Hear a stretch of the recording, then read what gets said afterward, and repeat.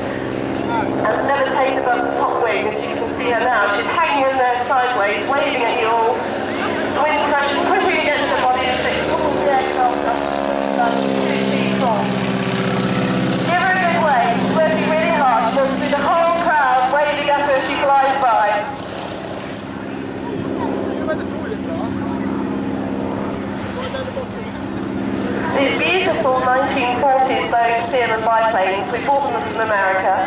They spent the Second World War training pilots how to fly. After the war, they had these lovely, big, beefy 450 horsepower Pratt & Whitney engines fitted, and they were used for crop spraying. And now they're in their third life doing air displays. They've been heavily modified.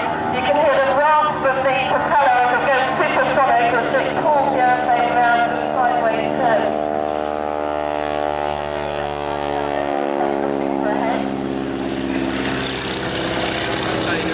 The beach is cool up there, it's 40% around here. Oh, the daylight today is gorgeous. It's like a cool drink of iced lemonade.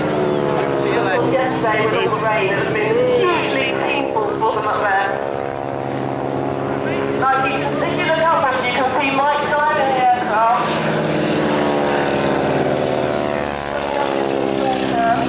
Goes nice and quiet, so Becca gets a bit of a breather before she starts waving again, putting down 120 miles an hour. And then what they'll now do is they'll join up together to come by and do the mirror formation. On Monday, we take the aeroplanes to pieces, and then we're going to be transporting them over to China, to Zhuhai, to do a 12-day performance out there. It'll be a huge adventure for the team. Oh, what a hard life you all have. Well, it's the biggest adventure the utterly bustling team have had so far. We've been doing about 100 shows throughout the UK this summer, so the chance to go off to a completely different country and show the team off there will be really exciting. It's something we're totally looking forward to. Now, both aircraft have now joined up. Vic will be diving down with Mike next to him before they're pulling inverted, and Mike will try and get the aeroplane as close in formation underneath him. In the past, for photographs, we've actually touched hands doing this. It's the most unbelievably exciting experience.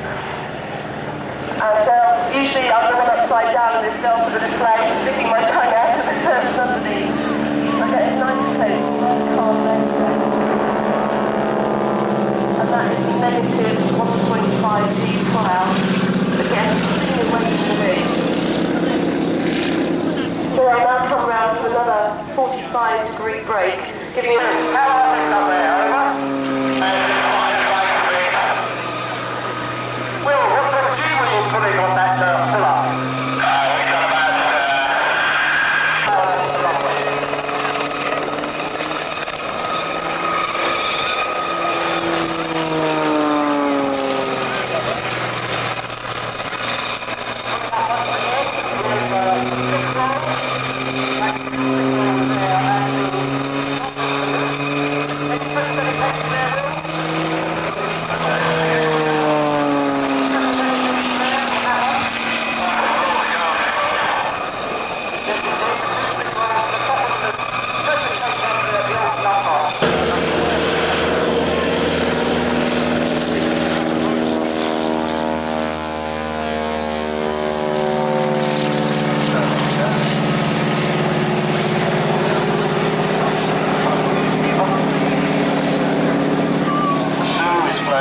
Captain Andy Ambler, who is the leader of the historic aircraft flight this season. He and Cordell's now coming back with his de Havilland Beaver.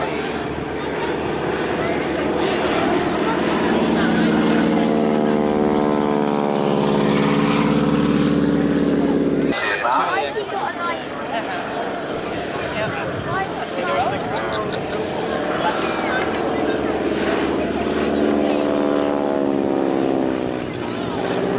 Enormously popular in their home country in Canada, many of them on floats.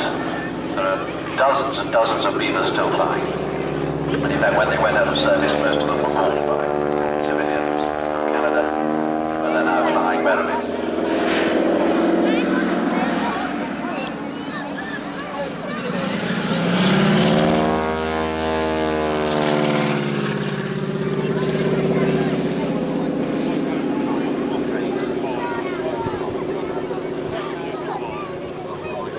This particular aircraft, we're not done with the beaver yet, here he comes. Have you found it? Yeah. Been talking to me.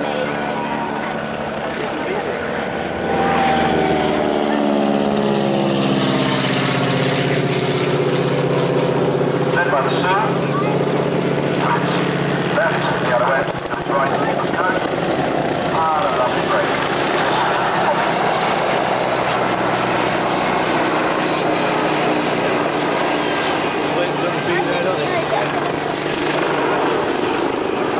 Turns from the two turbines and a full turn from the sun. Very nearly.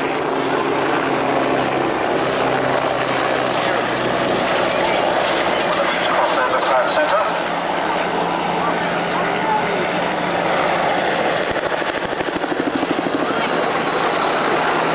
Some passengers moved into the concerts rail, came into service in the early 1960s. 47G3V1, powered by a flat six like going in. On the left is the Scout, and on the right the other way too.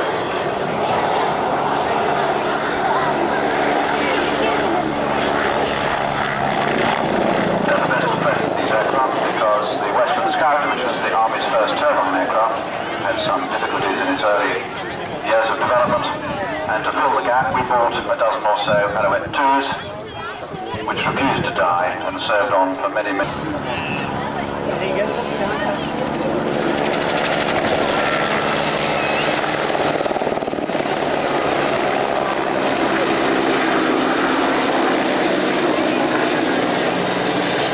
Incidentally, we were all very reluctant to wave at the pilots, but didn't expect them to wave back. They had other things to do with their hands and feet just now.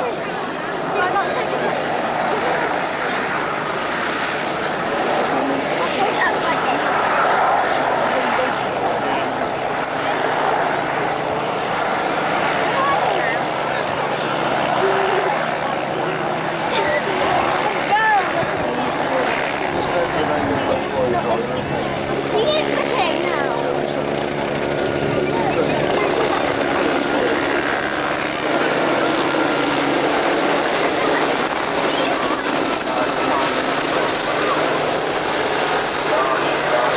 Helicopter history. Salutes you on a slow flyby in big formation.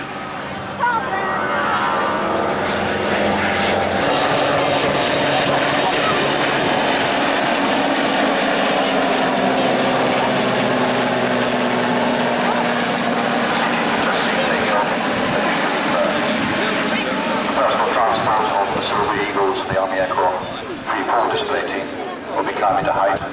Today, he'll be able to get at least his 10,000 feet, and we'll have a wonderful show shortly, I'm sure. Meanwhile, we are searching the heavens for Jerry Sturgis and the K-21 glider.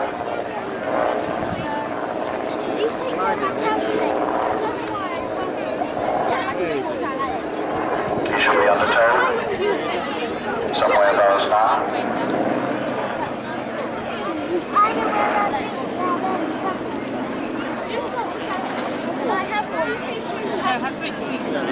haven't had anything for a couple of hours. Chris,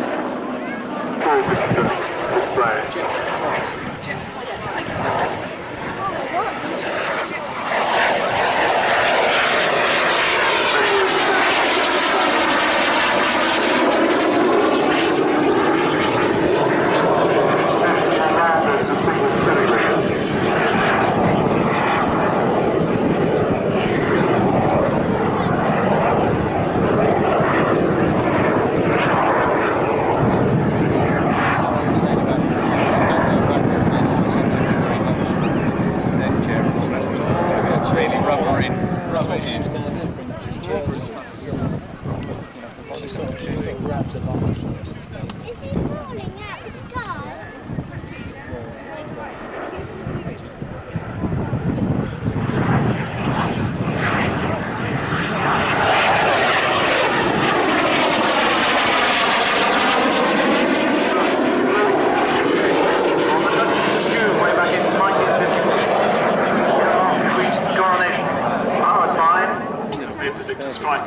Variant of the tornado, the bomber, if you like.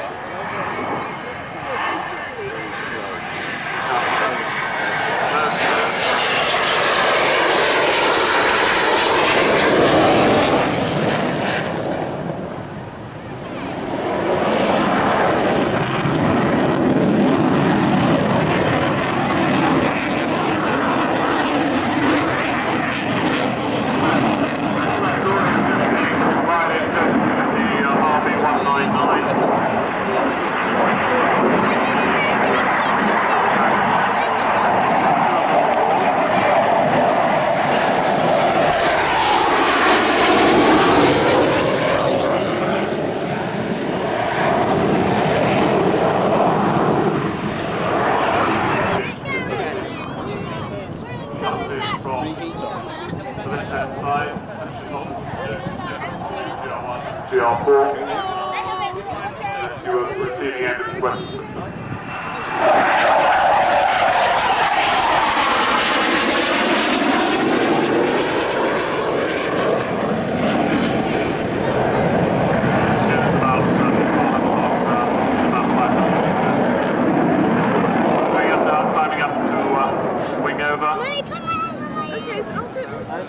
Maximum reading selected. He's coming back to me! The roll inverted. You'll do about 3,000 feet total.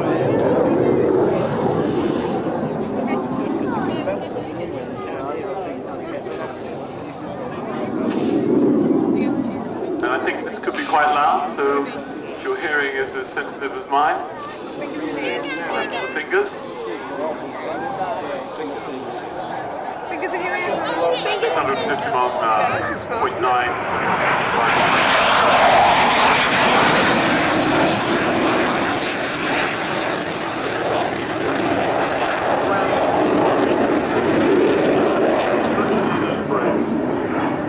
And effectively stole the march on everybody else. And it was Trans World Airlines that turned to Dr. Kindleberger and the team at Douglas and said, we want something that's better than the 247.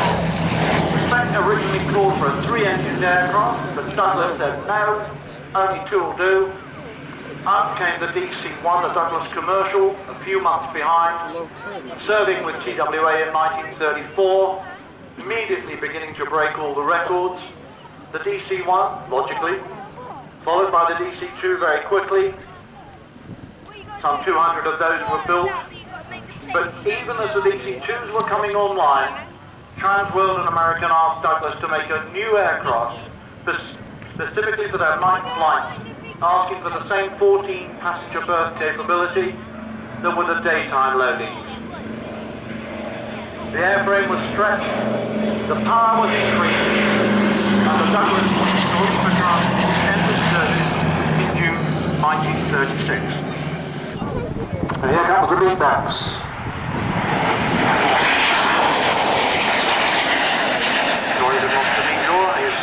Long and distinguished, the first British jet aircraft to enter combat service in World War II. I bet you. Would you like to go on that noisy one on holiday? This is the historic version of the Tornado F3 that we saw earlier, I think, Terry. This is not the original adjustment carried out by the Armstrong Whitworth Company, following on from the original Gloucester design. Heftier engines, longer nose, twin seat.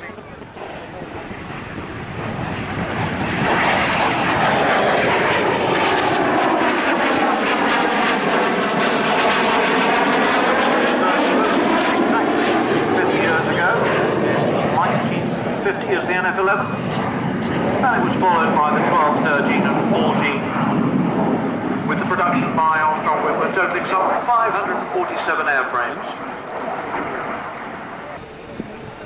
Having given a free display to the good burgers of Saltbridge. And after this, I believe they're going off to take a little shift in Stonehenge and possibly overshoot Duxford, where there's another, well, a sort of flying display today, but not like mine this time. Can I just say, as a former navigator, that if you overshoot Stonehenge, the likelihood of encountering Duxford is pretty remote. Of course, you're pointing that way at the time. I could just interrupt. Terry, he's coming in to the left again. No smoke or afterburner, but it doesn't need it, does it?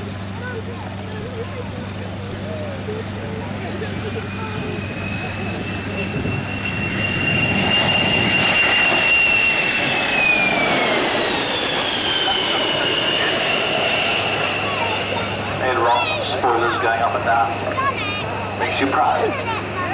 I have a feeling that the CAA are going to be swamped with display authorizations from United Airlines pilots who think it's great fun to do this in front of thousands of admiring people. The best use of the cover that was available to them, hiding their forces behind hills, behind trees. Needless to say, those of us on this side always wanted, in the words of no less a person than the illustrious Duke of Wellington, to see what was happening on the other side of the hill. At first that was a role that could only be taken on by spies or patrols of cavalry scouting ahead of the main force.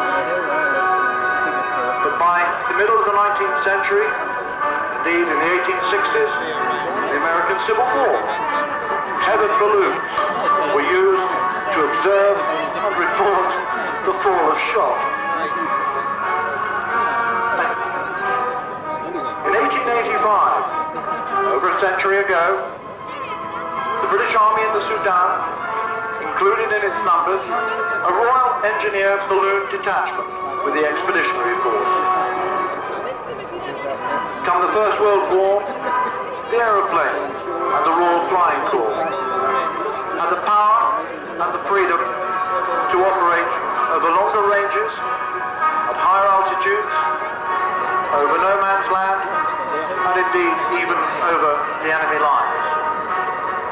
Army pilots reported, photographed enemy troop concentrations and enemy movements, and they were also able to control and direct the ever more powerful and numerous artillery batteries firing from several miles away in the safety of our own lines.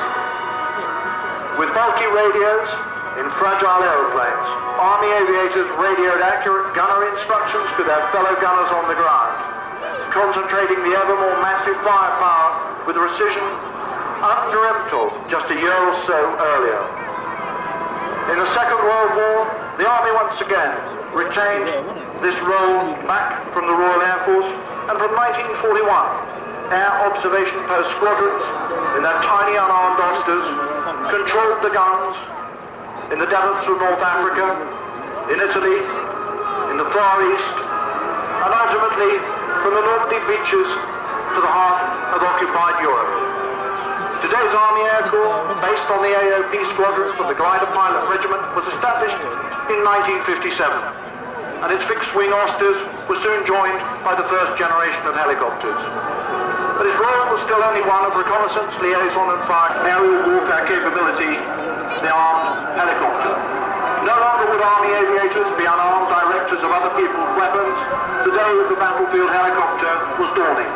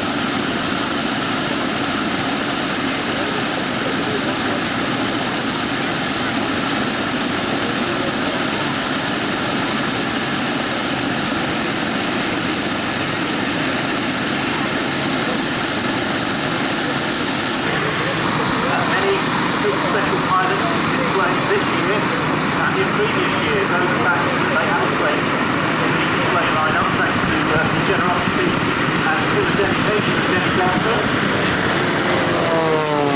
Talking a great deal about flying, that's very exciting.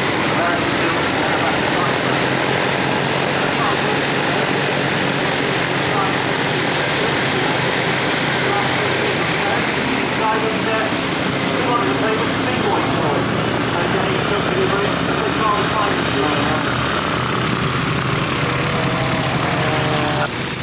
and you probably gathered from my introduction when I mentioned extra special aerobatics that in fact will our base at Deepthorpe in the heart of Northamptonshire.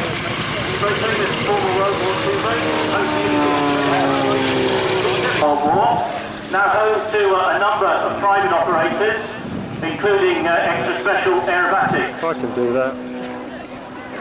Now Denny's background is quite interesting because unlike many aerobatic pilots, he has had no dual instruction. Everything that you see him doing is self-taught.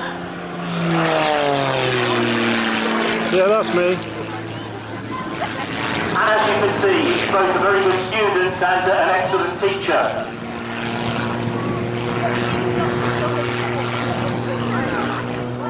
Denny's entry into flying is also quite interesting. It was the result of a birthday present. He managed to get himself given a voucher for a trial flight. He went up in a vintage Ulster tail dragger.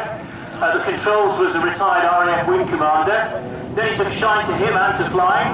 And by the time the 40-minute trial flight had finished, Denny had booked the next 3 lessons. He went on to solo in the minimum time, and as soon as he got his PPL, he started to teach himself aerobatics. And as soon as it was possible, he bought himself the bit special. And the aircraft Golf Bird has been a favourite on the airshow circuit for about the last 7 or 8 years or so. And as I say, 5 weeks ago, we got the new boy, the Extra 300. A superb aircraft, not only an excellent aerobatic platform, as you can see from the way that Denny's demonstrating it for us this afternoon, but the aircraft also a very good touring machine. It's the twin-seater, tandem arrangement, where it is so reversed, as it is now, with Denny in the rear seat. 2 semi-reclining leather seats, giving a very comfortable ride, range of about 450 miles, and as you've already seen, an excellent power-to-weight ratio. Right now, coming in from the left, we have 4 of them. On Lancaster PA 474. One of only 2 Lancasters still flying out of 7,377 originally manufactured by design by Ambler. You've been wearing that though.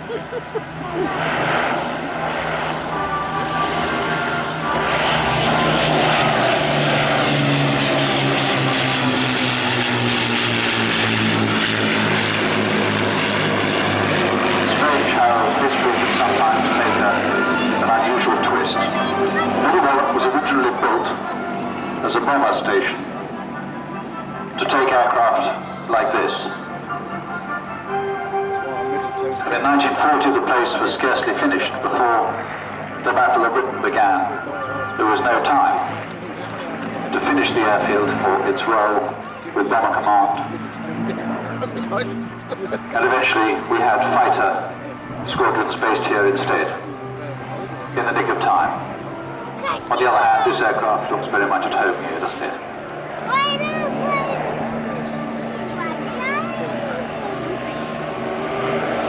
The Lancaster is almost the aircraft that never was. The original design is from Ambler.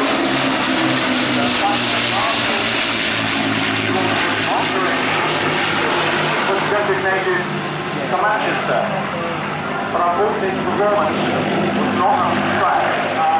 Ambler was tasked with the arduous problem of making it work. Their answer was sublimely simple: to use smaller engines, but to use 4 of them.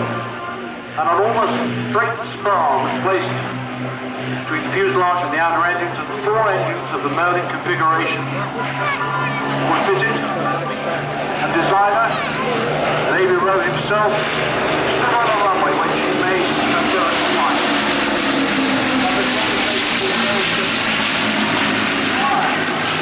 Flight.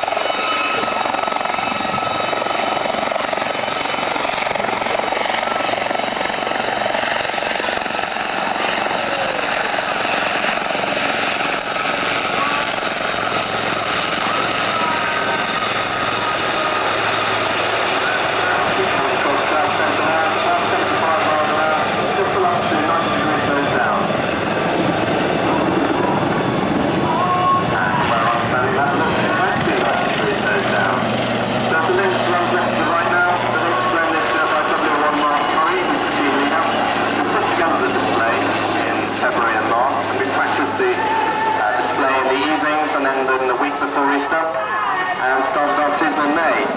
Also in the Lynx helicopter with him, Sergeant Rob Granger, who's joined us from 9 Regiment Army Air Corps based in Dishford. But if you're watching the Lynx, make sure you have a look at the gazelle, which is running into the left-hand side. They're going to pull up together to do a countdown, and then very quickly change your attention from the gazelle to the Lynx with the supported backflip. So we'll just see you watching the gazelle on the front, followed by the Lynx backflip for 800 feet.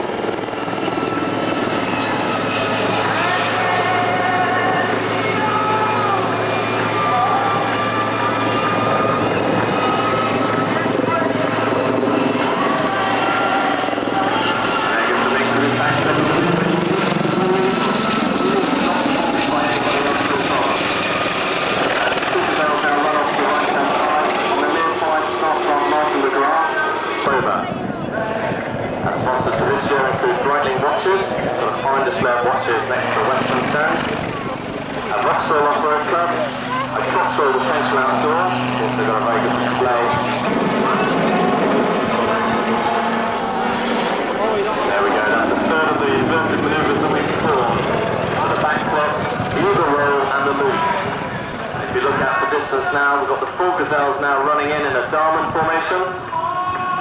They're 1 British span apart, so around about 20 feet apart from each other, the blade tips. So Tim Gray now just moves up to deck. 3 gazelles on the right hand side, 4 coming up to form the British world as feathers, we like to call it. And rolling out in a Toblerone formation. Don't forget the link.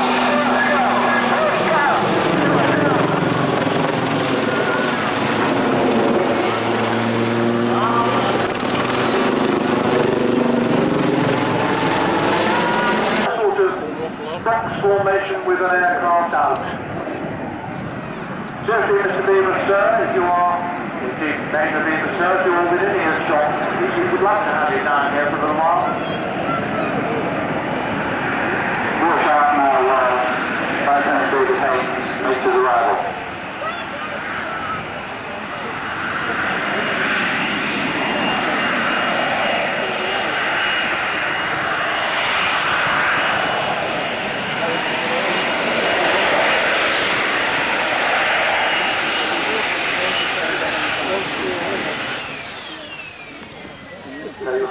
The dust bar areas, the fly mode. Why does none of that get hoovered in?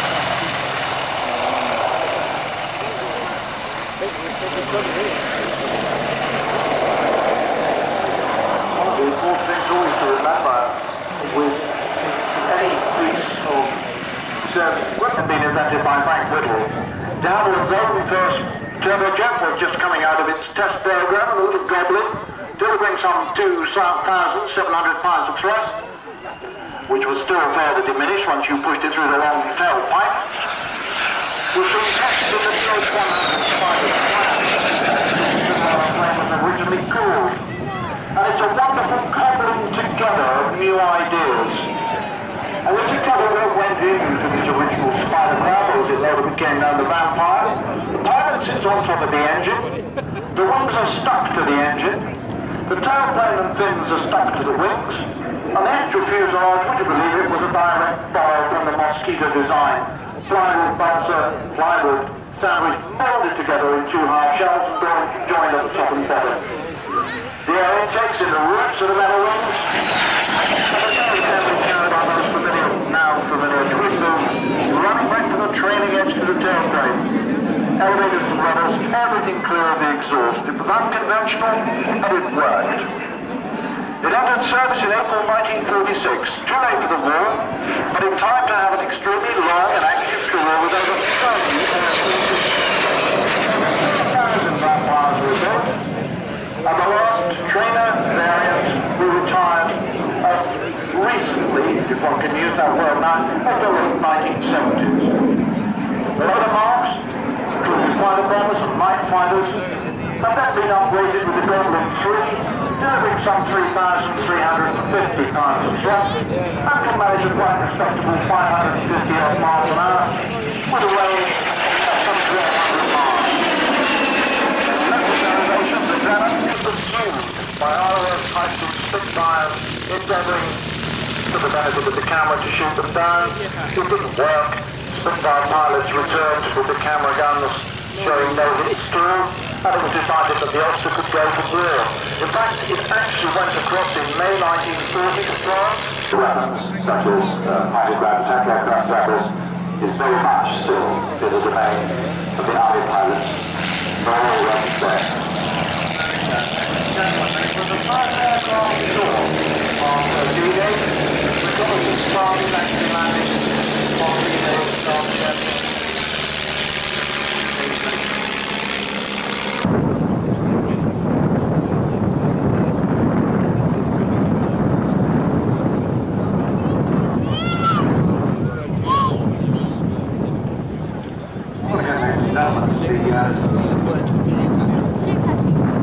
Two aircraft, one pulling away over Montwood. The training squadron will eventually equip the frontline pilot. Well, that's a single rotor, there's a 3-engine helicopter, giving it not only a remarkable performance, but also an extremely high survival rate.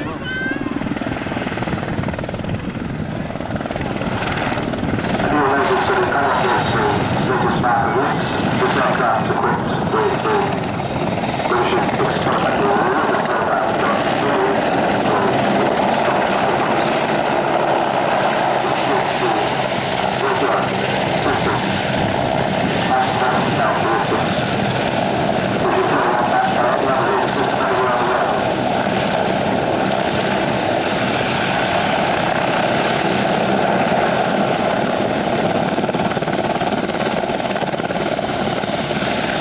Fine.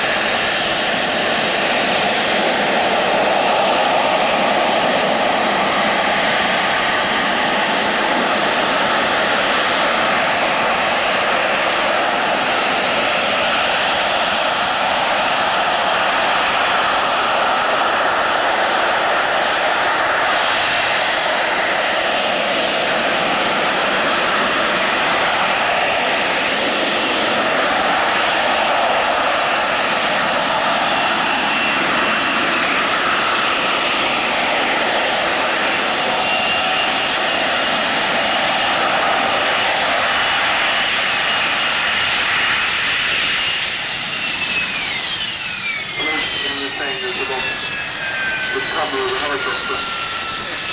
No other airplanes the robotics can do a display quite like the Harrier, whether it's the Sea Harrier of the Royal Navy or the TR-7 of the Royal Air Force.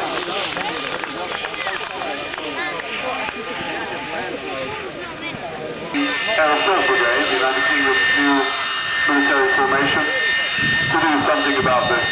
The 16 Air Assault is a joint operational force. They were formed last September, and they have already deployed 3 There's the Mustang.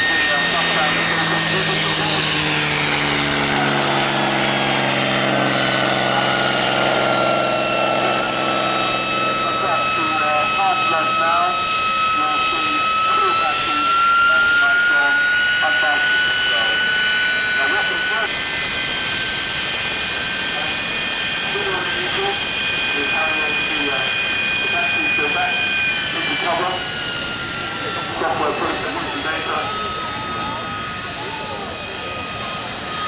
Database deploying. Got to get upwind now. Of course, in real live military operations, there would not be. The Apache is, or can be armed with 76 fin-folding rockets with a range of about 2.5 kilometers, ideal for this sort of situation against air defenses. Pop-up mode, ready to launch those rockets, and supporting it, a 40mm gun. The presence of the helicopters not escaped the East Side boys. After the pop-up mode is largely for that benefit around the East Side road. Impressive, but this can all be done in the dead of night from behind cover. Okay, if you look at the underneath the nose of that, you can see the thing on the change up. Pilot hooks. He squeezes the trigger. 1,150 rounds. And here comes his wingman. And his wingman's wingman.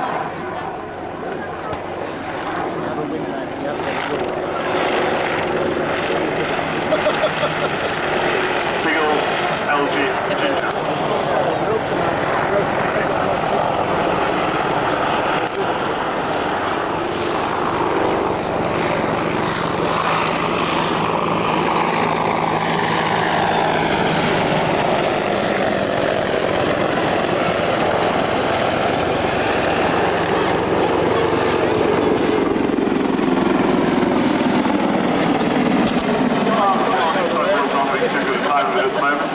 Nicely softened up, the air defences have been taken out. Across the top of Knock Wood, if you look closely, you'll see, hearing any second now, 2nd Battalion of the Parachute Regiment. This is when the East Side boys suddenly realise that it's not actually a hell of a lot of fun anymore. It's one thing to be straight, wrong, and at the receiving end of artillery, but it's quite another to have total workers who know entirely what the role of the infantry is meant to be, which is to close into the enemy and kill him, to arrive in Chinooks.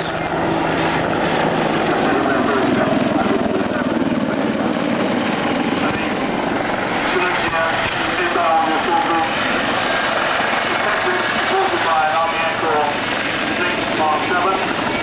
Pick up the message to see Chinook now supported by the Apache overhead flying Corps.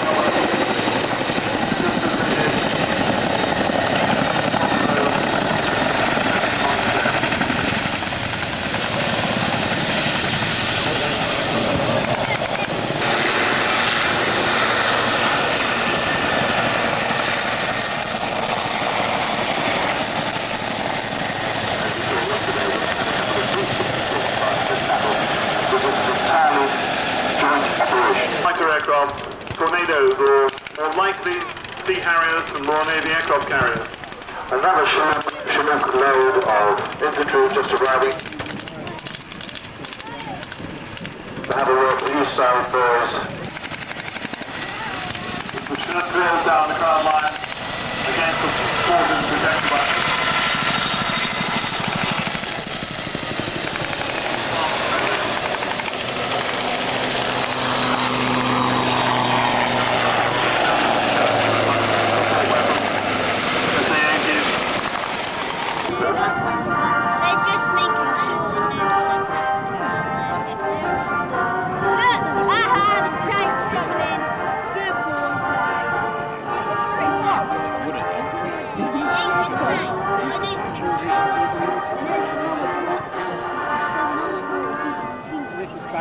That's with ducks as well, isn't it? Electricity Yeah, everything's in front. that looked on the wouldn't it?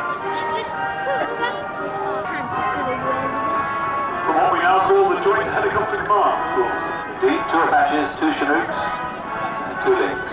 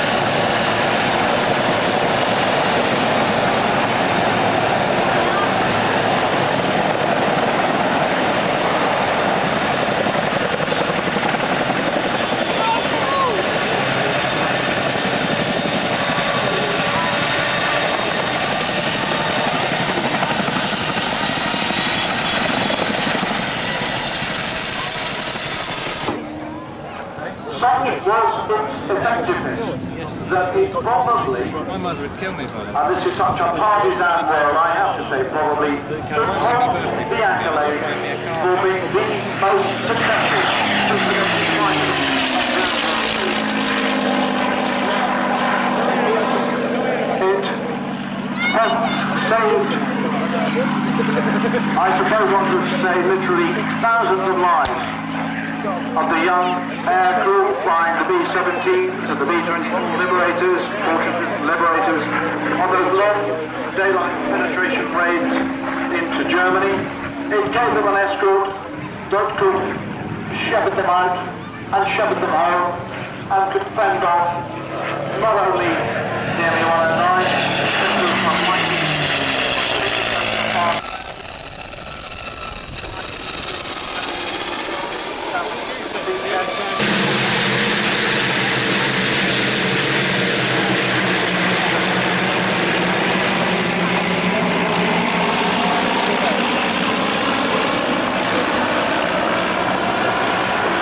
Look at the helis one more time.